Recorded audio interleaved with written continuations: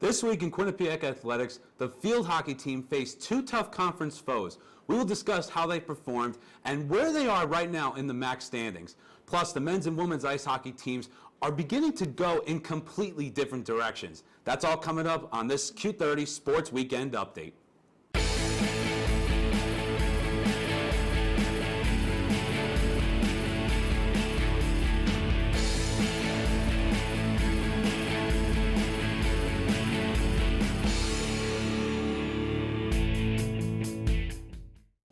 Hello everyone, and we thank you for tuning in to this special Q30 Sports Weekend Recap. I'm your host, Tom Albanese, and joined alongside me is our sports analyst for today, and always such a big sports mind in Dylan Fearon. Dylan, how have you been doing? Very good, Tom. It's a pleasure. Thanks for having me. Oh, it's always a pleasure to have you on the show, Dylan, for everything you know in Quinnipiac sports. So let's get started with head coach Becca Main's field hockey team. The Bobcats began the season 4-7 through its out-of-conference schedule. But despite the poor start, Quinnipiac picked up wins in its first two conference games, both on the road against Siena and Bryant. And on Friday, the Bobcats hosted its first conference matchup with the Bronx of Rider University. They suffered a 2-1 loss in overtime, falling 2-1 in conference play. Senior Danielle Allen scored an unassisted goal to give the Bobcats a 1-0 lead. The Bronx tied it with less than 6 minutes left and then won the game in overtime. And after the loss to Rider, Quinnipiac looked to get back on track against the visiting Hawks of Monmouth University. Could the Bobcats remain at the top of the MAC? Let's check out the highlight. The Quinnipiac Bobcats looking to get back on the winning track, as I mentioned, Dylan, with their game against Monmouth. Danielle Allen was honored prior to the start of the game for Senior Day.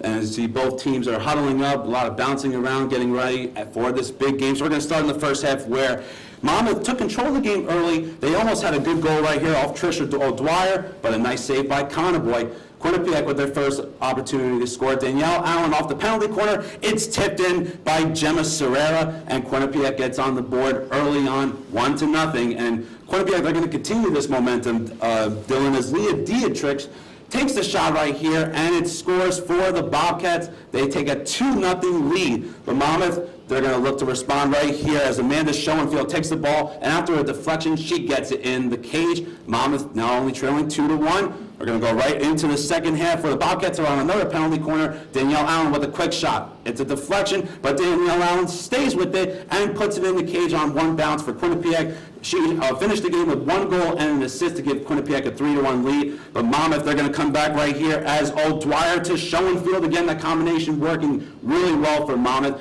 They scored, trailing now 3-2. And O'Dwyer, look at this shot right here with the left hand just under the legs of Megan Conboy. Monmouth ties the game at 3, and here we go to overtime. But Monmouth, it did not take them that long to score. And there's the goal right there by Trish O'Dwyer, just over the extension of Megan Conboy. Monmouth came back with 3 unanswered goals to win this game. And as you see them running in the middle of the field to celebrate, Megan Conboy just wasn't happy with her performance as she throws down her helmet. Monmouth goes on to win the game 4-3. Here's head coach Becca Main after the game.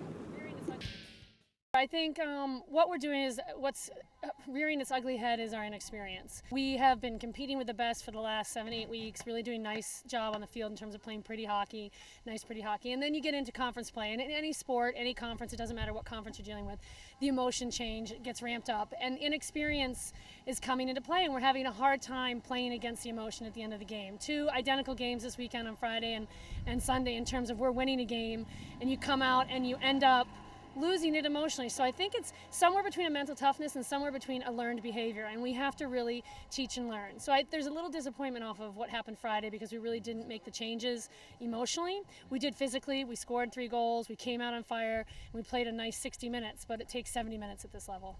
The field hockey team has now lost 2 straight conference games, both in overtime. So Dylan, obviously, this team just wasn't able to finish either the game in Rider or this game against Monmouth. So Quinnipiac, the loss also drops this team to 4th place. So why weren't they just able to finish this game? Well, they're a young team, Tom. You've got 15 players on this field hockey team that are either freshmen or sophomores. They're not used to these big conference games, it's very interesting that they're 0-2 at home in conference matchups. They're 2-0 on the road. I'm very interested to see how they do in their final game against Sacred Heart, which is at home. Sacred Heart's the 1 seed. Quinnipiac is the 4 seed, and what's interesting is there's a huge difference, Tom, between 2-2 in the conference and 3-1. And now this Quinnipiac team goes into their final conference game in the 4 seed. If they lose to Sacred Heart and go to 2-3, the team in 5th, Bryant, who Quinnipiac beat, they play at Ryder and at Monmouth to close the season down. So if Quinnipiac loses to Sacred Heart and Bryant can pick up those 2 wins on the road, we might see this Quinnipiac team not in the conference tournament. Yeah, and what I mentioned earlier of how these 2 losses had, and you just talked about how they're just almost off the picture in terms of the top 4 teams making the tournament. But with these 2 straight losses, as I talked about at the end of the highlight, Dylan, the Quinnipiac just unable to finish in the game. They had a couple of turnovers that ended up going in Monmouth's favor in terms of getting those points to end up winning the game as scoring 3 unanswered goals. So heading into that game against Sacred Heart, like you just touched on, other than trying to finish the game, which they haven't been able to do in the past 2 games, what else do they need to fix in that game, big game against Sacred Heart? Right. Well, a lot of it was the inexperience because these players have not been in positions like this before. Now it's going to be, can they respond to the adversity, to losing these 2 big games at home? The 3rd game is at home against Sacred Heart.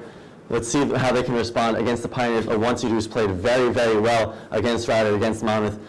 Quinnipiac goes against Villanova to end the season, which is just means nothing in a non-conference game for them. It's very interesting how there's only 6 teams in the MAC. You only play 5 games. There's a huge difference between going 2-2 and 3-1, or 2-2 and 2-3. How can they respond? They just have to limit the turnovers. In that game against Monmouth, they gave up 3 goals in the final 26 minutes, I believe. That can't happen. They turned the ball over a lot in the second half and in overtime, giving up the final goal within the first 4 minutes in the overtime period. It's about limiting turnovers. It's about responding to the adversity. How can the young players respond, and how can they step up? And head coach Becca Main definitely focused on those exact topics that you just mentioned there, Dylan, in her pressers. So Quinnipiac, they pick up a big win over the Pioneers. Now let's take a look at the lone senior on this team in Danielle Allen. We talked about it earlier, Dylan, on how Becca Main's comments on how the team appeared to be inexperienced, as we touched on. But when it comes to being successful in those big moments, Dylan, can Danielle Allen, after their game against Sacred Heart, can she lead this team, being one of the captains on this team, can she lead them to their 2nd straight conference title? I don't really know, Tom, because one player does not make a championship winning team. So aside from Danielle Allen having to step up, you need Leah Dietrichs to step up. You need Savannah Riley to step up. You need Megan Conboy to stand on her head in the conference tournament if they even make it. So she's going to have to do very well against Sacred Heart. The defense has to do better. Angie King's got to step up. You've got a whole squad of field hockey players that have to step up. It can't just be Danielle Allen. It's got to be the whole team. Defense and teams win championships, not just a single player on the offensive side. Absolutely, Dylan. Great points there.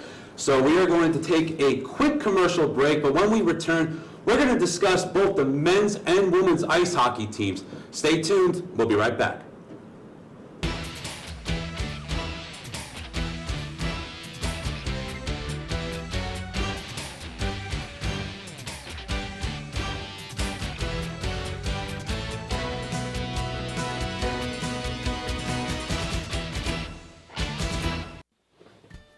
Wake up, Quinnipiac! It's the morning after!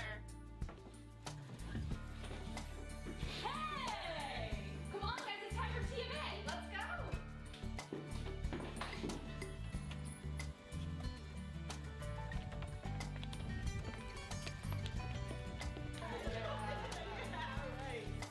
What's the morning after? Mondays at 10, only on Q30! Welcome to A Sheer Sensation, North Haven's premier cosmetology service, located at 140 Washington Avenue, minutes from Hamden. We offer an array of services, from basic cuts and colors to lash extensions and formaldehyde-free keratin treatments. We also provide hair chalk and styling for men. When you spend $60, your Q card will get you 10% off. Call us at 203-239-6477 to make your next appointment at A Sheer Sensation. Welcome to Joya Spa and Salon in Hamden. Whether you want a new look or the perfect wedding day hair, come to us for complete hair and nail care. Cuts, styles, updos, extensions, and beautiful dimensional hair color, as well as manis and pedis, acrylics, gels, and shellac. Treat yourself to a facial, a peel, or microdermabrasion. Relax with a variety of massage techniques, including Swedish and hot stone massage. Joya Spa and Salon. Call today. Welcome back, everyone. The women's ice hockey team has started the season on a very high note through its out-of-conference schedule, going undefeated at 5-0-1. After winning back-to-back games against Maine and then against New Hampshire on the road, the Bobcats have jumped up to number 5 in the latest USCHO.com national poll, tying its highest ranking in program history. And the team is off to such a great start. However, it's only been through out-of-conference play. But having said that, the team will start ECAC play on Friday, traveling to play Colgate, and then the number 8 nationally ranked Big Red of Cornell on Saturday. So Dylan, let me first ask you, is this team for real in your mind? Do you think that they're really starting to get their stride, even though they haven't been involved in conference play just yet? Oh, they're absolutely for real. The defense has looked amazing. Chelsea Layden is getting a lot of the credit, yes, only giving up 1 goal in the entire season, but it's really the defense that has anchored this team so far. Emma Greco and Sydney Russo really are the strength and the core and the heart of this defense. TT Cianfrano is one of the best freshmen in the country. They're looking very, very solid right now, and they're for real, absolutely. On the offensive end, of course, you just mentioned about the defense and the goaltending. Like TT Cianfrano has been stellar on the offensive end, and how she's been able to really provide that spark along with other players on the team as well for the offensive end. Oh yeah, TT Cianfrano has been amazing. She's had 3 game-winning goals so far in only the first 6 games of her collegiate career. She's been absolutely wonderful, but the defense back to that has been great. They've 5-0-1, and that one tie came against Penn State in which Sydney Rossman was in goal. Chelsea Layden did not get the start there, but she's got 5 wins. The whole team's clicking really well. They can compete with the best teams in the ECAC and in the nation.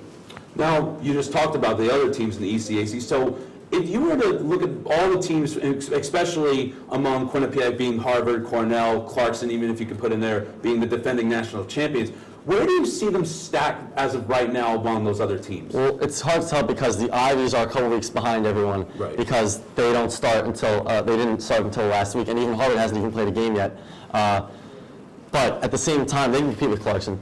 They're 5-3. They played a couple teams that I thought they should beat that they ended up losing to. In terms of Cornell, they're 0-2, but both the games they lost were against Boston College, I believe 6-2. But yeah, they compete with any of the teams in the ECAC and in the nation. I think they're top 2 in the ECAC right now behind Harvard because Harvard brings back a lot of the players that left for the Olympics, right, and they're still one of the best teams in the country even without them. But I think Quinnipiac could be second in the ECAC, right in front of Cornell and right behind Harvard. And only time will tell as conference play, as I mentioned, will get going in this upcoming weekend. So now, as for the men's ice hockey team, they have struggled early this season after losing and then tying at the time the number 9 nationally ranked Riverhawks of UMass Lowell. UMass Lowell is now the number 8 team in the country out of the latest USCHO.com poll. Quinnipiac continued its season in Bridgeport against the University of Connecticut Huskies. Q30 Sports' Alexa Farrell has more on the game. The Quinnipiac Bobcats faced the Yukon Huskies in a home game Tuesday night at the Webster Bank Arena in Bridgeport, Connecticut, losing in a final score of 4-1. Junior goalie Michael Gartag got the start for the night, but continued to struggle this season. In the first period, after Gartag deflected senior Jacob Poe's shot, sophomore Evan Richardson was able to redirect the deflection to score, putting the Huskies up 1-0. UConn scored their second goal late in the first period, with Trevor Gerling poking the puck past Gartag to put up the Huskies 2-0. Quinnipiac head coach Rand Pecknell spoke about his team's mistakes defensively. So we make that mistake on the rotation. Our net front D, all he has to do is box the kid coming out, and it's a lucky goal, it goes off his skating in, but all he has to do is just step in front of him. It's the simplest play. And it's a little play, but it was a lack of buy-in, and the second goal was a mishandling of the puck with the D and the goalie and no urgency. Again, just a silly mistake. With Gartag and the team's defensive struggles, Pecknell put in freshman backup goalie Sean Lawrence in hopes for a better play. Early in the second period, Bobcats' leading goal scorer, sophomore Sam Annis, scored his 4th goal of the season, assisted by Matthew Pekka and Tanner McMaster, to make the score 2-1, but that would be the only goal of the night for the Bobcats. Later in the second period, senior Patrick Kirtland scored to put the Huskies up 3-1, which led Pecknell to put Gartag back in the game. Late in the third period, with 39 seconds left in the game, UConn freshman Jesse Schwartz scored an empty net goal, putting the Huskies up 4-1. Rand Pecknell spoke about his team's struggles and moving forward in the season. We just have a bunch of our really good players are in a little bit of a mini slump right now out of the gate. It perplexes me. I don't understand it because we have been great in October for like 8 or 9 years in a row. We're always great in October. We're ready to go. So it's a little bit of a stumbling block for us. But again, like I said, we'll get through it and we'll get it going here. We got a little bit of a break before we play Northeastern, so we'll right the ship. The Quinnipiac University Bobcats hope to bounce back as they face the Northeastern Huskies in a 2-game home series November 1st and 2nd. From the Webster Bank Arena, I'm Alexa Farrell, Q30 Sports. 4-1 loss. Quinnipiac has dropped under 500 at 1-2-1 on this new season.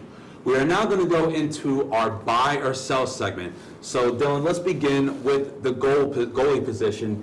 And in the UConn game, Michael Gartig started the game. Then after giving up a goal, head coach Rand Pecknell substituted him for freshman Sean Lawrence, who obviously got playing time in the UMass Lowell series. But then Pecknell, after Lawrence gave up a goal, Pecknell substituted Gartig back in. So buy or sell, is Michael Gartig going to be the starter? And is he going to improve as the games go on and really own that starter's position over his freshman Sean Lawrence? There's no doubt in my mind that he's going to be the starter from this point on, and obviously he has been before.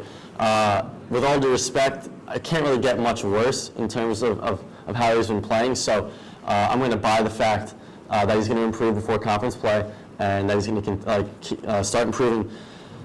What's going to be interesting, Tom, is that they play Northeastern this weekend. Right. A Northeastern team that's 0-4, but they played 2 top 15 teams in Colgate and Vermont. For the 3 total games against them, 2 against Colgate, 1 versus Vermont. So it's hard to sleep on Northeastern. They've got to come away with 2 wins at home this weekend, but I'm going to buy the fact that Gartag's going to improve before ECAC play because it can't really get much worse.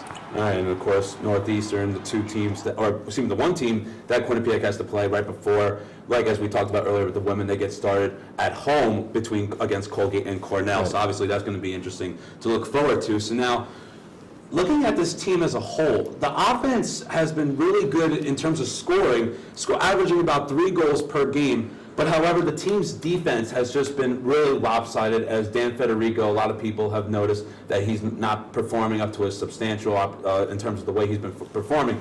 But having said that, Dylan, this team coming into this season returned 5 of their 6 starting defensemen from last season. So do you buy or sell that this team's defense is going to improve against Northeastern and then heading into conference play, similar to the Michael Gartag? Well, just like Gartag, it really can't get that much worse. Right. You bring back, just like you said, 5 of your top 6 defensemen. You bring back very strong defensemen in Dan Federico and Connor Clifton.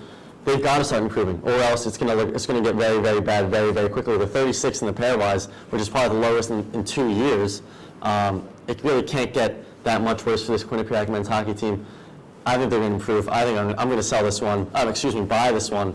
They're going to improve before ECAC play. They've got to against Northeastern team. They have to get these 2 wins this weekend. November 1st and 2nd. And like you mentioned of how Quinnipiac, they're no longer ranked in the top 20 in USCHO for the first time in a couple of years. But going back to what you just touched on with the team's defense, where do you think the problems have gone? I mean, obviously Dan Federico is a big part of it, being one of the co-captains along with Matthew Pekka. Right. But where's the issue been with this defense over the first 4 games? Well, one thing might be a lack of communication between Gartag and the defenseman. Another thing might be the penalties. They really got to limit the penalties. Clifton's getting in the box way too much.